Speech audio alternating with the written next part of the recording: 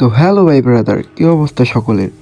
আজকে কিন্তু তোমাদেরকে নিয়ে ব্লগ করতে এসে পড়েছি এক অন্য ধরনের পরিবেশের মধ্যে। আমরা যারা সাধারণত শহরে থাকি তারা কিন্তু এত সুন্দর গ্রামীণ পরিবেশটা উপভোগ করতে পারি না। তো গাইস, বেশি কথা না বাড়িয়ে নেমে আসলাম বাড়ির উঠানে।